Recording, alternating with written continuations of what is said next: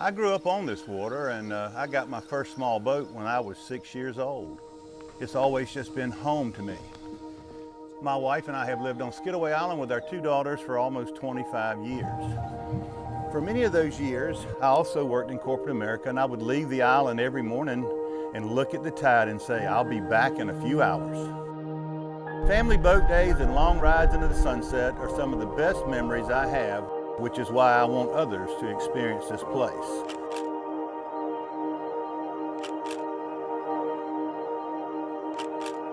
This is why I love giving boat tours. I am Captain Rock, and this is the landings on Skidaway Island.